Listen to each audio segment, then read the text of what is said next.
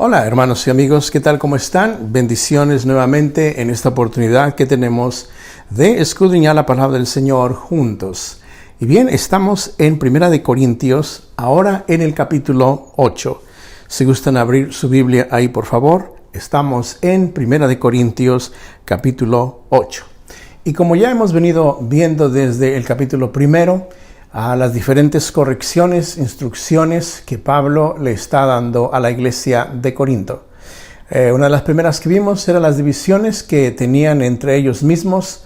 Algunos, diríamos hoy día, le iban a Pablo, a otros le iban a Apolos, otros, para no perder según ellos, le iban a Cristo, y otros le iban a Cefas o a Pedro.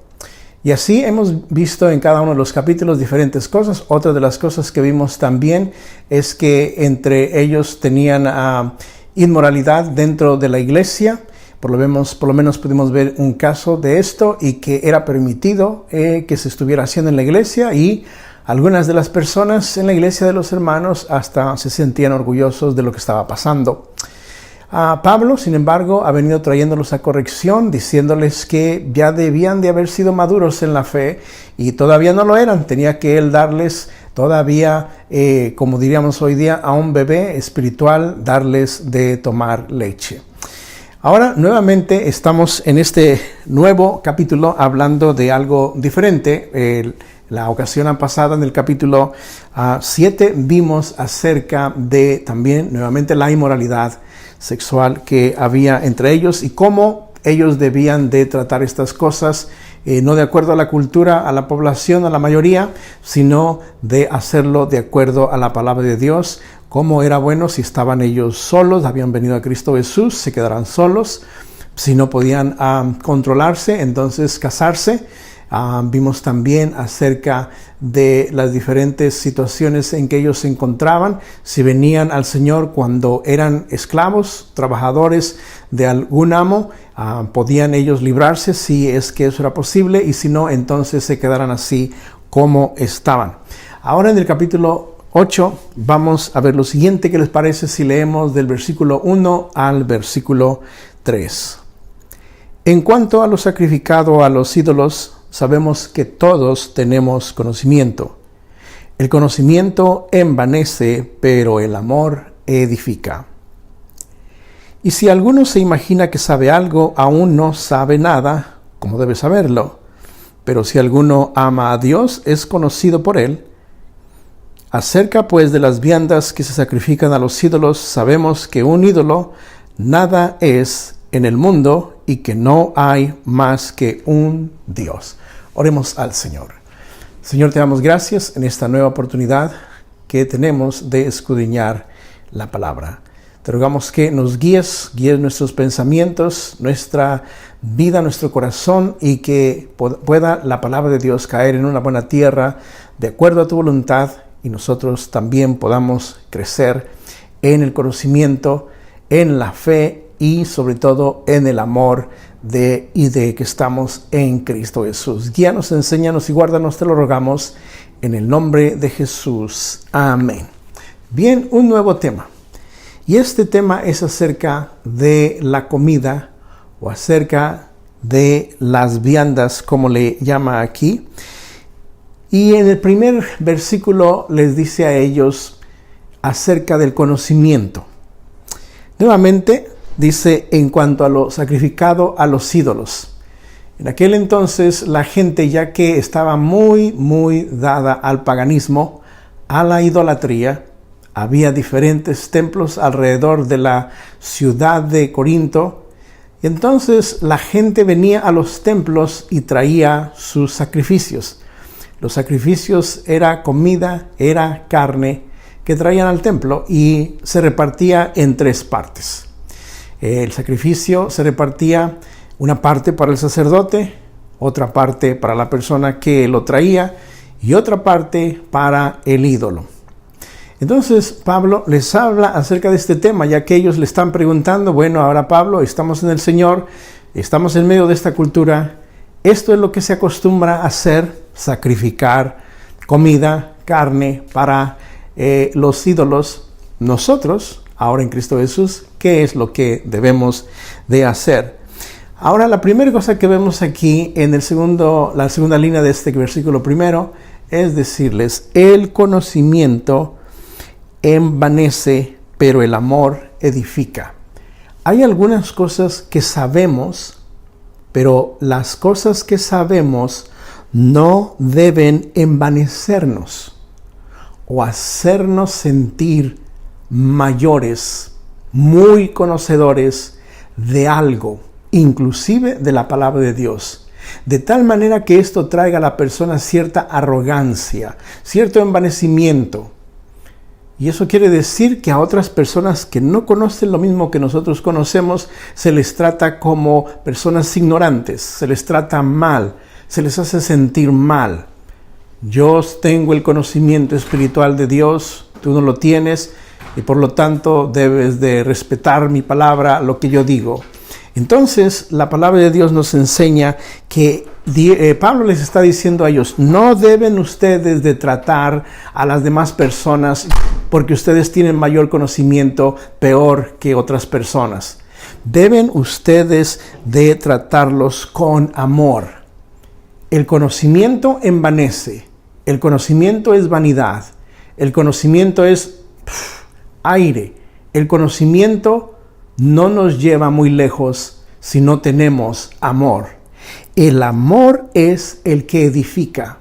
Bueno, ¿qué les parece si vemos una porción brevemente en 1 de Corintios, ahí mismo en esta carta, en el capítulo 13, del versículo 1 al 2, en la línea que tomamos de 1 de Corintios, y leemos nosotros que nos dice lo siguiente en cuanto a que el conocimiento envanece, pero el amor edifica. 1 de Corintios 13:1 dice, si yo hablase lenguas humanas y angélicas, y no tengo amor, vengo a ser como metal que resuena o címbalo que retiña.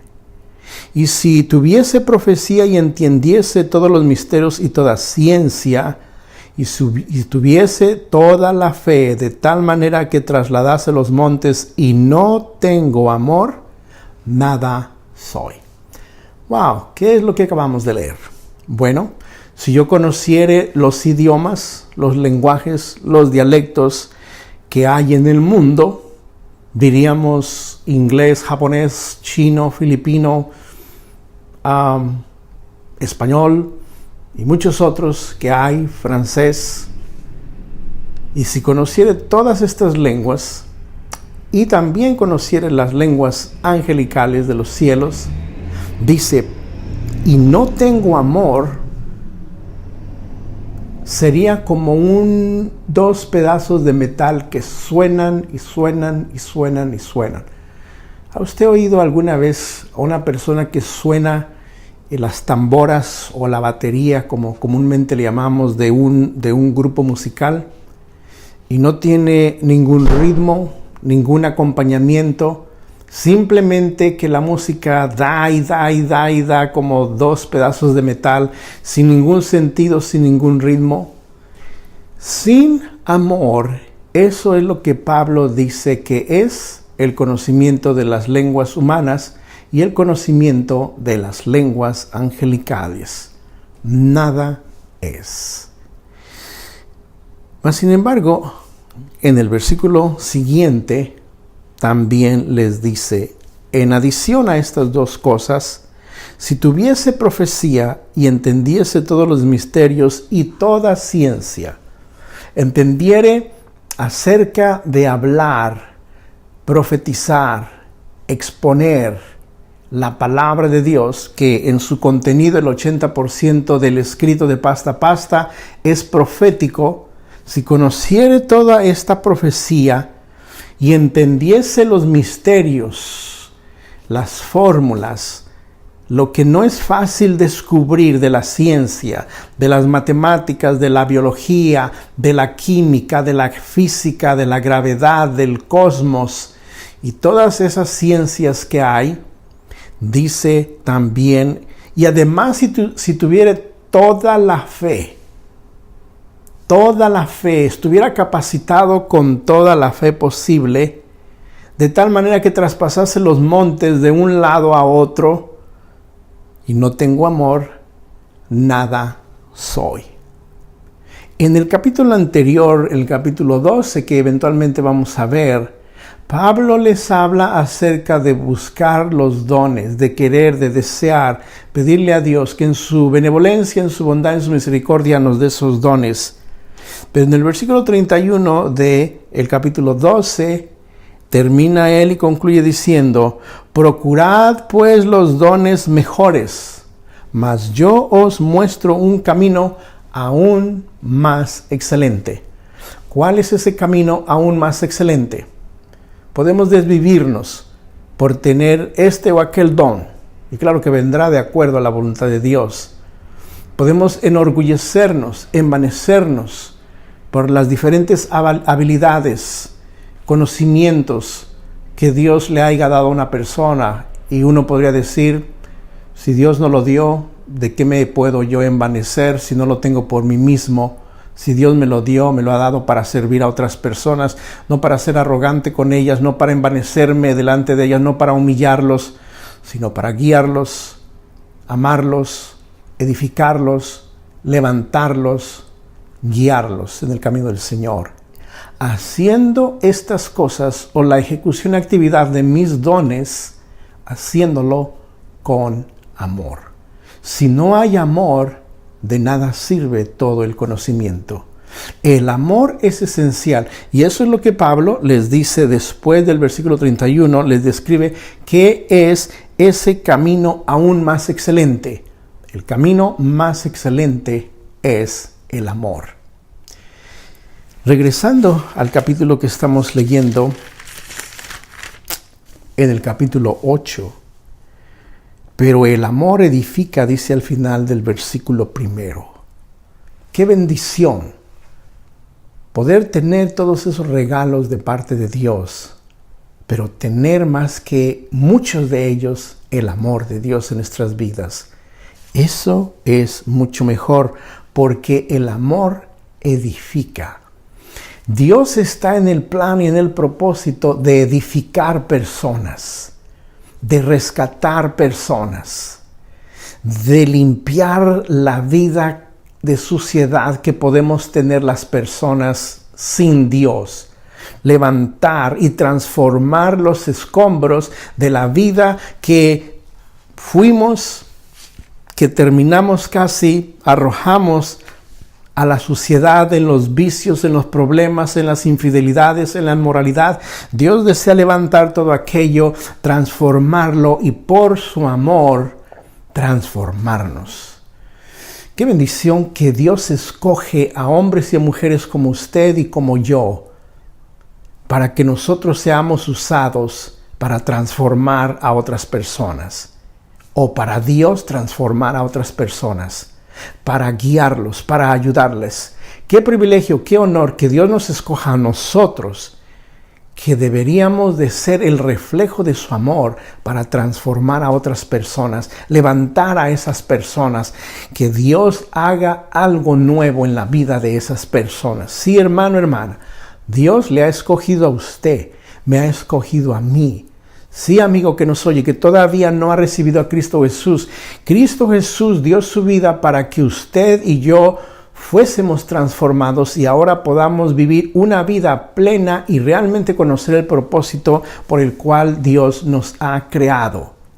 Todos estamos invitados a la cena del Señor. Y entonces leemos en el versículo 2. Si alguno se imagina que sabe algo, ¿no? Uno puede imaginarse, o yo sé esto, yo sé aquello. Puede sentirse muy bien de lo que conoce, de lo que sabe. Dice, si alguien cree, porque realmente al final del día no sabemos nada. Todo lo que sabemos lo aprendimos de alguien más por la voluntad de Dios, y Él nos lo ha dado. Nosotros no lo inventamos, nosotros no lo imaginamos, nosotros no lo sacamos de algún lugar el conocimiento. Él nos ha dado ese conocimiento, y si imaginamos que sabemos algo, dice, no sabemos nada todavía. Pero si alguno ama a Dios, aquí viene el contraste de esta palabra. Si gusta subrayarla o marcarla con algo, esta palabra siempre hace un contraste. Hemos visto algo negativo anterior a esta palabra, ahora vemos algo positivo. Pero si alguno ama a Dios, primero es amar a Dios antes que el conocimiento. Ahora, hay cierto conocimiento que debe de venir para conocer a Dios, pero no es todo el conocimiento. Lo que debe de ir a la par de aquel conocimiento que fundamentalmente conocimos de parte de Dios y de su palabra y de otras personas que nos han traído al camino del Señor, este conocimiento debe de estar a la par, caminar a la par del amor de Dios. No descuidarnos de enorgullecernos de lo que sabemos porque vino de parte de Dios, más bien de buscar que en nosotros haya amar a Dios. Bueno, ¿y qué es amar a Dios? Vean ustedes lo que dice en Primera de Juan, capítulo 2, versículo 3. Primera de Juan 2, 3. Les leo y dice así: en esto sabemos que nosotros le conocemos si guardamos sus mandamientos. ¿Cómo sabemos que conocemos el amor de Dios? ¿Cómo sabemos que conocemos a Dios? Él es amor. Sabemos que conocemos a Dios si guardamos sus mandamientos. ¿Qué quiere decir la palabra guardar? ¿Querrá decir esconderla en algún lugar? ¿Taparla en algún otro? Guardar quiere decir seguir, practicar, obedecer a sus mandamientos. Ahora, cuando oímos la palabra mandamientos, pareciera que esta palabra es muy fuerte. Bueno, quiero decirle que no parece. Es muy fuerte. Dios nos está diciendo que no es una sugerencia. Ahora, ya que nosotros hemos venido a Cristo Jesús, Él nos ha salvado, nos ha comprado y nos ha redimido. Es nuestro deseo obedecerle, porque nos dimos cuenta que cuando nosotros nos estábamos obedeciendo a nosotros mismos, o sea, seguíamos nuestros deseos y nuestras pasiones, no nos estaban llegando a ningún lugar bueno. Entonces ahora hemos cambiado de vida, hemos cambiado de ruta, hemos cambiado de camino, y ahora estamos bajo el tutelaje, el amor, la administración, la supervisión de Dios, y Él nos dice, no hagas esto. Como cuando un niño corre ahí en la esquina de su casa, sus padres no estaban atentos a que el niño corrió y se cruzó la calle. Y cuando va en medio de la calle, el papá le dice, la mamá le dice, no te cruces la calle, regresa aquí pronto. Bueno, por las palabras y el tono que los padres le hablamos hacia los hijos cuando es necesario, le estamos mandando, no le estamos sugiriendo, si quieres no te pases, si quieres regresa. Le estamos diciendo que haga esto para bien de él, para bien de ella. Y Dios, cuando nos da sus mandamientos, son para nuestro bien. Nuestro Padre Celestial nunca nos va a decir que hagamos algo que es para nuestro mal. Es para nuestro bien, para rescatarnos, para desviarnos, para arrepentirnos de ir por el mismo camino y obedecer a Dios. En el versículo 4 de 1 de Juan 2 dice, el que dice yo le conozco a Dios, y no guarda sus mandamientos, el tal es mentiroso y la verdad no está en él. Ahora ya en Cristo Jesús conocemos su palabra, por eso es que la leemos de la manera en que la hemos venido leyendo. Si algunas veces solamente leemos algunas porciones, pero prácticamente, comúnmente, leemos todo el texto, todo el capítulo, todo el libro, toda la Biblia. ¿Y qué hacemos cuando terminemos toda la Biblia? Bueno, volvemos a comenzar con la Biblia. La palabra de Dios permanece para siempre. Entonces, si decimos que le conocemos, pero no guardamos sus mandamientos, no hay coherencia en lo que estamos diciendo. Porque decimos conocerle, pero si no lo obedecemos, no hay coherencia. Nuestras palabras con nuestros hechos no tienen coordinación. Dice entonces, el tal es mentiroso y la verdad no está en él. Pero el que guarda su palabra, en este verdaderamente el amor de Dios es perfeccionado. Por esto sabemos que estamos en él. Vean ustedes, en estos 3 versículos leímos 3 veces la palabra guardar. Versículo 3, guardamos sus mandamientos. Versículo 4, y no guarda sus mandamientos. Versículo 5, el que guarda su palabra. El énfasis que hay en la repetición de palabras de decirnos, si guardamos sus palabras le conocemos, y si no, somos mentirosos. Si guardamos su palabra, estamos verdaderamente en el amor de Dios. Ya hemos leído lo que Pablo nos dice acerca de no tener amor y tener mucho conocimiento de nada sirve. Luego entonces en el versículo 3 leíamos, si alguno ama a Dios, es conocido por él. Dios nos conoce porque lo obedecemos. Dios nos conoce porque lo obedecemos. ¿Verdad que algunas veces nosotros como padres no quisiéramos reconocer a ciertos de nuestros hijos? Oiga, ¿y fulano es su hijo?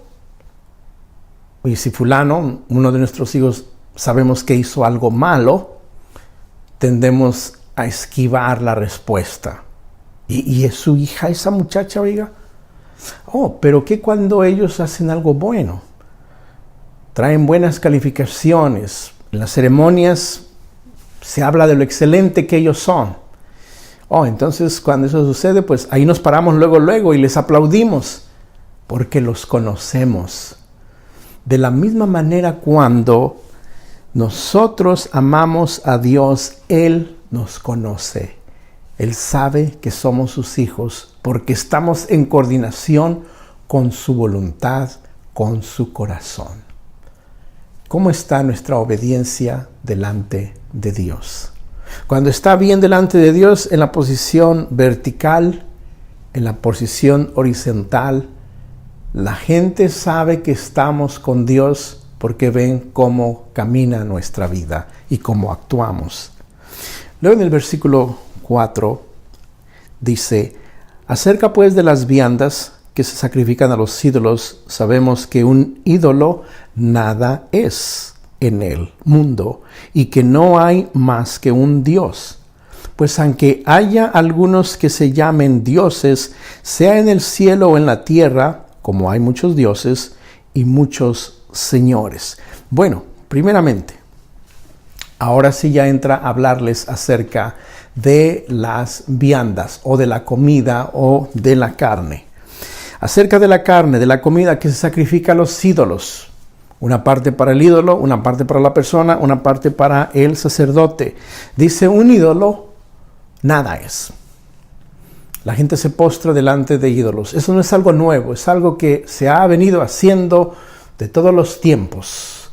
El hombre tratando de reemplazar al verdadero Dios y la vida eterna por otros seres, supuestamente.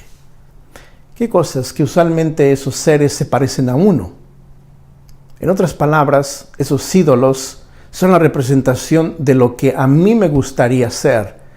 Y realmente la idolatría es idolatrarse a sí mismo. Cuando el hombre, la mujer, la humanidad, el ser humano, pierde la conciencia del verdadero Dios, es que hemos centrado la atención, desviándola de Dios, a nosotros mismos. Ahora nosotros somos difíciles de complacer. Nosotros los hombres, los seres humanos, somos difíciles de complacer. Queremos cosas, queremos servicios, queremos atenciones. Lo más difícil en la vida es tratar de complacer a una persona que se idolatra a sí mismo y lo refleja amando las cosas de este mundo. amando la fama, amando el nombre, amando las cosas, porque uno se ama demasiado.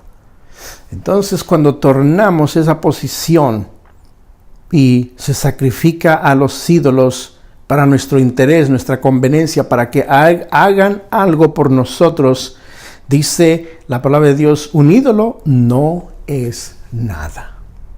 No tiene poder, no puede oír, no puede hablar, no puede caminar. Y los que los siguen y los idolatran vienen a ser también adoradores de algo que no tiene ningún poder. La importancia de nosotros como seres humanos, adorar al verdadero Dios y la vida eterna, y de darnos cuenta que no hay sino un solo Dios verdadero. Hoy día la gente puede decir muchas cosas acerca de quién es Dios y quién no es Dios, o que todos los dioses son iguales, que un solo Dios. Pero eventualmente Dios llegará a las puertas de este mundo y cerrará la puerta de la oportunidad para conocer al verdadero Dios y la vida eterna. Y le dirá a este mundo, lo siento, señores, el tiempo de debatir quién es el verdadero Dios se terminó. El verdadero Dios y la vida eterna es Cristo Jesús. Y se acabó la oportunidad, se acabó argumentar y alegar quién es Dios. Solamente hay un Dios, un ídolo, nada es en el mundo. Y no hay más que un solo Dios. Pues aunque hay algunos que se llamen dioses, vea usted cómo decíamos anteriormente, que usualmente los ídolos son la representación del ser humano, o son la representación mixta de un ser humano y de un animal. Los babilonios tenían esa representación con sus ídolos. En parte eran aves, o eran aves feroces, y la otra parte era como un ser humano. Querer tener esa representación de un animal mezclado con un hombre o un ser humano, dice, algunos se llamen dioses. En aquel entonces, algo que sucedía con el Imperio Romano es que los emperadores, a diferencia de otros emperadores que hubo anterior al Imperio Romano, ellos se hacían ser dioses. Uno de ellos, aunque no fue en el Imperio de Roma, fue en el Imperio Babilónico, quiso ser adorado como un dios.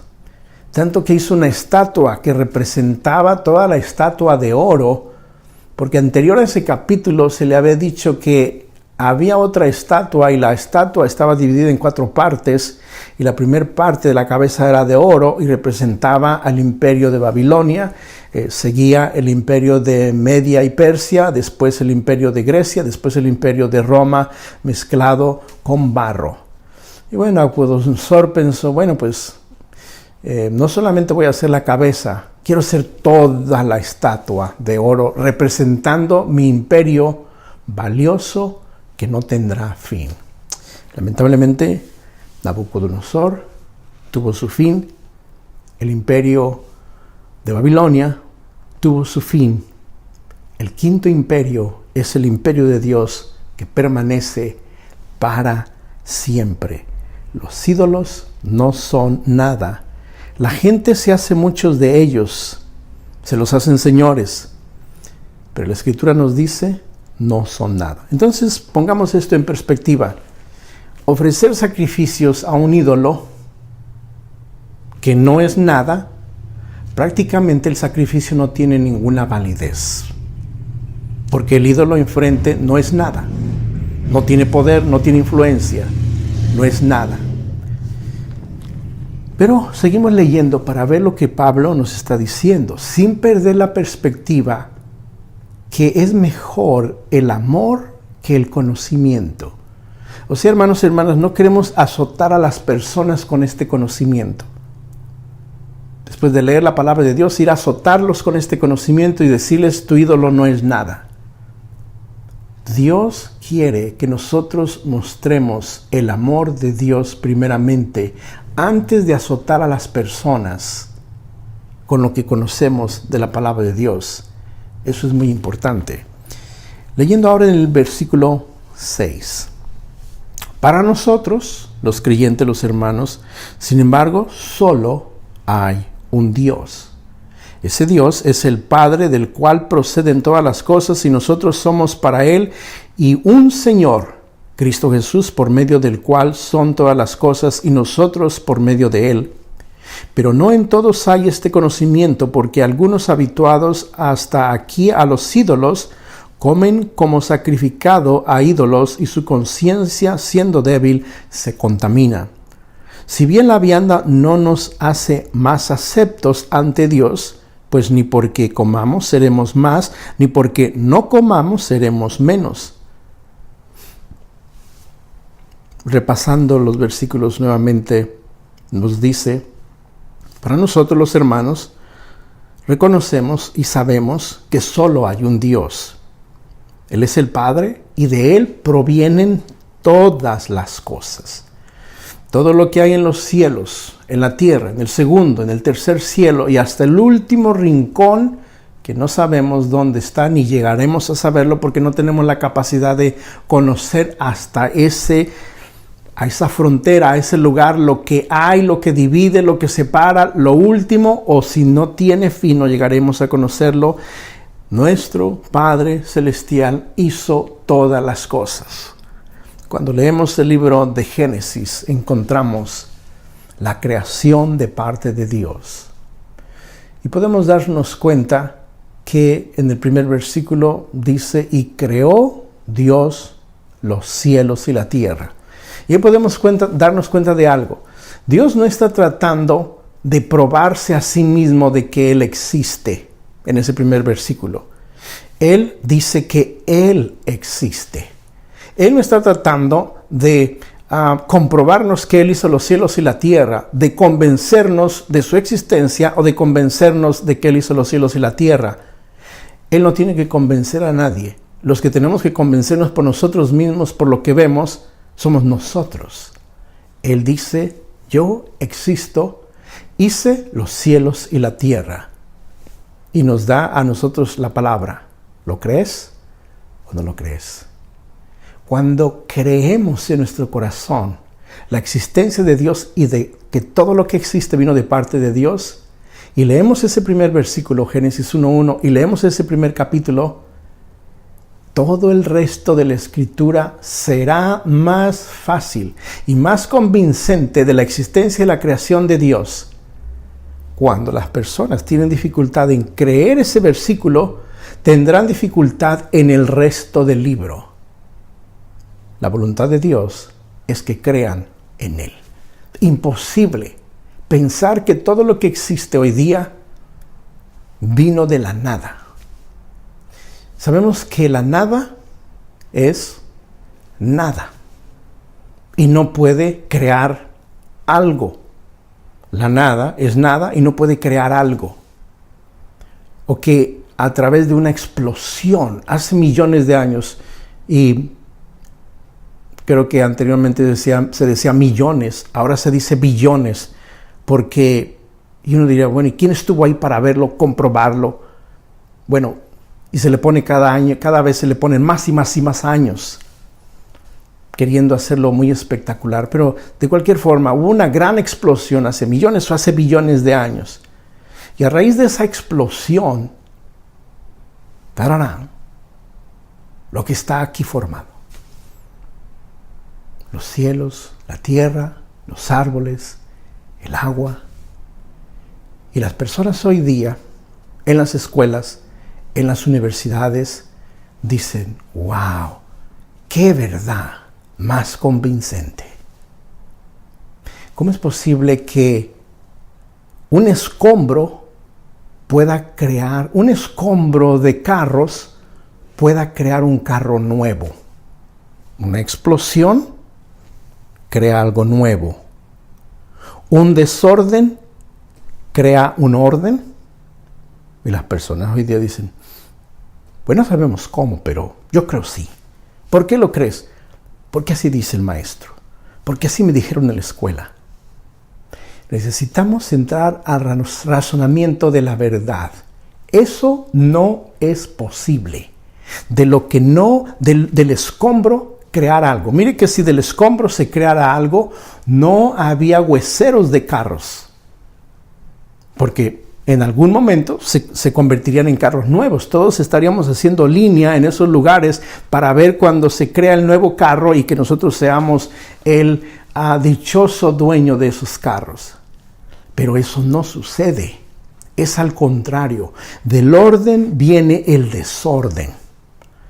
Y el desorden que hay hoy día en la tierra y en los seres humanos vino a causa de la desobediencia hacia el mandamiento de Dios a Adán y Eva: de este árbol no comerás. Ellos comieron y por eso vemos el desorden. Cuando participamos del pecado vamos a cosechar desorden. Dios lo que quiere hacer es traer orden a nuestras vidas, traer formación, traer fruto, traer propósito, traer su verdad para erradicar la mentira. Entonces, solo hay un Dios, el Padre, del cual proceden todas las cosas, y nosotros somos para Él, y un Señor, Cristo Jesús, por medio del cual son todas las cosas, y nosotros por medio de Él. Entonces el versículo enfatiza que todo es creado por Dios y por Cristo Jesús. Luego en el versículo 7 leíamos: no todos tienen este conocimiento. No todos creen este conocimiento. Leemos el libro más vendido en el mundo y el mejor libro vendido, no solamente cada mes, sino todos los días es el mejor libro vendido. Y aquí está la verdad de Dios, pero no todos tienen este conocimiento. Ahora, algunos han oído de la Biblia y lo único que tienen que decir de la Biblia es que la Biblia tiene muchos errores. Y cuando les preguntamos, bueno, dígame alguno de ellos, ¿no? Las personas dicen, bueno, me han contado que tiene muchos errores. Pero ¿usted alguna vez ha leído la Biblia en su totalidad para encontrar algún error? Bueno, no, nunca la he leído. Bueno, entonces creemos lo que alguien más nos dijo. Y esa persona cree algo en que alguien más le dijo, pero realmente concluimos que la palabra de Dios no tiene errores. No se contradice un libro con otro libro. Y entonces las personas simplemente, no porque no haya el conocimiento disponible, sino porque no quieren conocer la verdad. Porque cuando conocemos la verdad nos dará libertad. Y las personas hoy día, en vez de querer obtener la libertad, quieren estar esclavizados en el dominio de sus deseos. Algunos habituados hasta aquí a los ídolos, habla de personas que estaban habituados a los ídolos que les traían ofrendas. Dice, y su conciencia siendo débil se contamina. ¿Se contamina su conciencia por el ídolo? No, porque no es nada.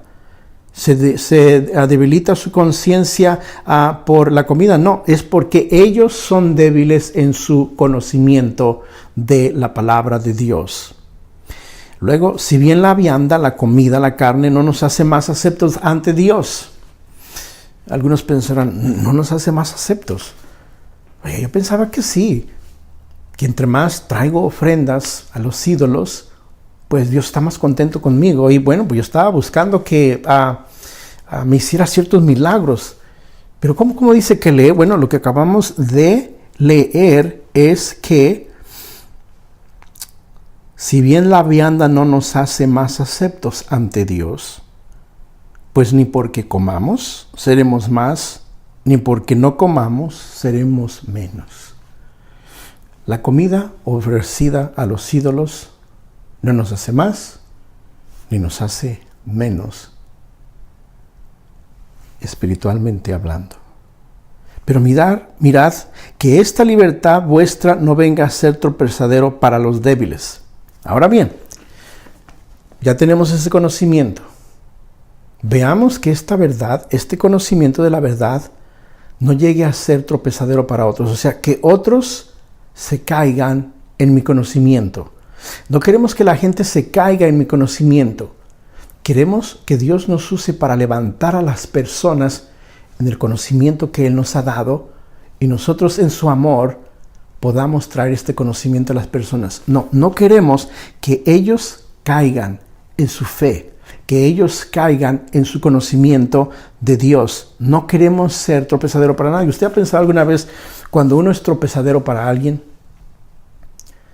Viene una persona corriendo y alguien le mete el pie. Oiga, qué feo es sentir que uno va en toda su velocidad y alguien le mete el pie inesperadamente y uno cae ahí de rostro en el suelo. Es algo humillante, es algo doloroso. Ahora, la persona que le puso el pie estaba viendo a la persona. Sabía que al poner el pie enfrente, la escoba enfrente, la piedra enfrente, y la persona viene a su gran velocidad no viendo para dónde pisa, y uno a raíz y a conciencia y sabiendo lo que iba a pasar, le metió el pie, le metió la piedra, le metió la riata, y la persona se cayó. Nosotros llegamos a entender y saber lo que la palabra de Dios dice. Un ídolo no es nada, ni porque comamos más o comamos menos, somos más ni menos. No queremos ser tropezadero para las personas. Si alguna vez pensamos que por lo que yo voy a decir, si estamos allí en una fiesta, estamos allí en el parque, en el jardín, en la playa, y las personas están hablando y discutiendo, y uno está oyendo lo que están diciendo las personas, y uno llega a un momento donde dice, no, eso es mentira. Y uno tiene la tendencia a decir algo. Lo que necesitamos pensar en ese momento es, lo que voy a decir va a hacer tropezar a estas personas. Ahora, quizás no sea lo que vamos a decir, cómo lo vamos a decir. Si usted siente que en ese momento se va a explotar como un volcán, sería bueno no decirlo. Quizá lo que va a decir es bueno, tiene conocimiento, pero necesita estar empapado y bañado del amor de Dios. En otras palabras, no queremos decirle a una persona después de cortarle la nariz que huela una flor. Bueno, ¿qué va a oler la persona después de que le hemos cortado con cuchillos, con azotes? Por nuestro conocimiento le hemos azotado y ahora le decimos, bueno, ahora huele la verdad. Pues la persona no va a poder oler la verdad. Entonces es bueno que le pidamos a Dios, Señor, dame dominio propio.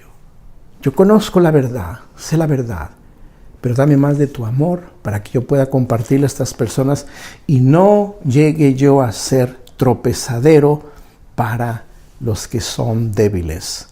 En el 10 dice, porque si alguno te ve a ti que tienes conocimiento sentado a la mesa en un lugar de ídolos, la conciencia de aquel que es débil no será estimulada a comer de lo sacrificado a los ídolos. Ahora vean que Pablo nos pone un cuadro. Y el cuadro es que estamos nosotros por ahí en algún lugar sentado donde alrededor de nosotros se hacen los sacrificios a los ídolos, como ellos lo estaban haciendo y estaban experimentando, y las personas saben que tenemos conocimiento de la palabra de Dios, que sabemos que los ídolos no son nada, y sabemos que la comida ni nos hace más ni nos hace menos por traerla o no traerla. Y estamos ahí, entonces la gente nos ve, ¿verdad? Sabe que tenemos conocimiento, nos ven sentados ahí a la mesa, en un lugar donde se hacen estas cosas. Dice que la conciencia de ellos, y la conciencia de ellos es débil, dice, ellos no van a ser estimulados a comer. Van a decir, bueno, mira, si el hermano conoce mucho, él sabe muchas de estas cosas, pero mira, está haciendo eso que no, pues yo pensé que eso no estaba bien hacerlo, pero pues él ha de saber más que yo, porque él tiene más tiempo en la iglesia, él lee más la Biblia. Cuando buscamos los versículos bíblicos, él luego encuentra los versículos, luego encuentra los versículos. Entonces, pues yo pienso que también yo podría hacer eso. Ahora, sabemos que hacerlo o no hacerlo no es nada, pero no debemos hacer tropezadero o estimular a otras personas que lo hagan. Mire, hermano, hermana, que uno está convencido por la palabra de Dios que los borrachos no entrarán en el reino de los cielos. Eso no dice que los que se toman una copa no entrarán en el reino de los cielos. Son los que se emborrachan, no entrarán en el reino de los cielos. Uno tiene la libertad de tomarse una copa, tomarse algo así, algún tipo de licor. Pero pensemos en esto. Pensemos en esto.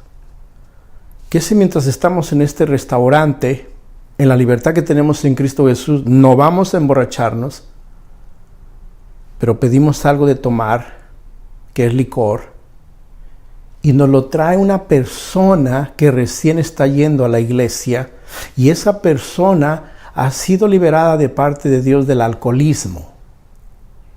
Cuando él ve lo que yo estoy a punto de hacer, en ese momento ella es una persona débil, tiene poco conocimiento de la palabra de Dios, y en ese momento esa persona, al verme, dice, bueno, yo pensé que no se podía, pero mira, sí se puede. Voy a ser tropezadero para esa persona. Y entonces vemos qué es lo que Pablo nos dice después de estos ejemplos que él nos ha dado, y él nos dice en el versículo 11, y por el conocimiento tuyo se perderá el hermano débil por quien Cristo murió.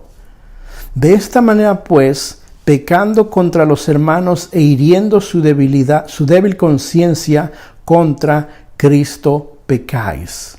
Por lo cual, si la comida le es a mi hermano ocasión de caer, no comeré carne jamás para no poner tropiezo a mi hermano.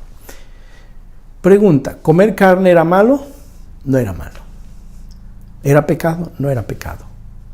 Pero si a raíz de lo que yo voy a hacer en frente de mi hermano, él se va a perder, se va a ir en ese rumbo de hacer esas cosas, de no crecer en el Señor y de pensar que está haciendo algo bueno, entonces somos tropezadero para un hermano débil. Dice, y si entonces lo que yo voy a hacer, la comida que yo voy a tomar, yo sé que no es nada, que no estoy indignando a nadie. Dice, pero no comeré jamás carne para no ver a mi hermano débil caído. Ahí es donde viene la responsabilidad como hermanos, como hermanas, de dar buen ejemplo. Y hermano, tener esto o tener aquello, si no podemos tenerlo, está bien. No siempre podemos tener lo que queremos. Si no voy a provocar a un hermano, a una hermana, a que caiga en su debilidad, sino que voy yo a evitar aquello para que él no caiga, ella no caiga, y así honrar a Dios. Nos damos cuenta que lo más importante, hermanos, hermanas, no es uno. Lo más importante es darle buen ejemplo a los hermanos, ayudarlos, traerlos al conocimiento de Dios, y que no sea por mí que ellos caigan en su debilidad, que no sea por mí que ellos caigan en su debilidad, y entonces así ayudarlos a levantarse para el reino y el conocimiento de Cristo Jesús.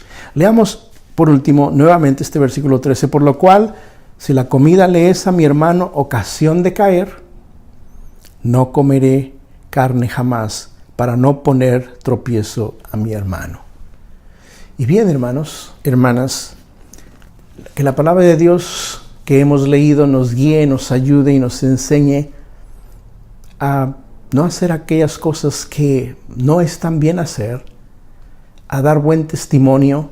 Tenemos libertad en Cristo Jesús, pero que mi libertad no llegue a ser tropiezo para otras personas, sino antes alcanzarlos para el Señor y tener la satisfacción de haber sido buen ejemplo para que otros vengan al conocimiento de Cristo Jesús.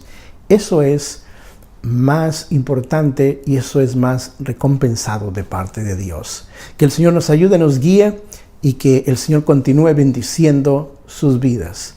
Es que si hay alguien que todavía no conoce del Señor, esta puede ser su buena oportunidad para que venga al conocimiento de Cristo Jesús y usted también pueda ser parte de la familia del Señor Jesús.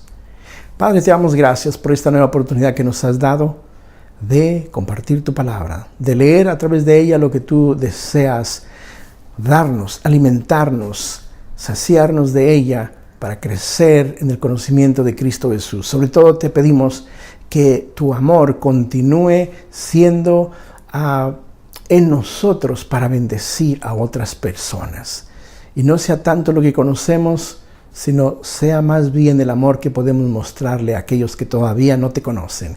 Guíanos, bendícenos, bendice a aquellos que no tienen trabajo, provéeles de uno, a los que están enfermos, enfermas, también provéeles de uno. Si alguien todavía no conoce a Cristo Jesús, esta oportunidad puede ser la oportunidad de que pueda venir al conocimiento de Cristo Jesús. Guíanos, te lo rogamos, en el nombre de tu Hijo amado Jesús. Amén.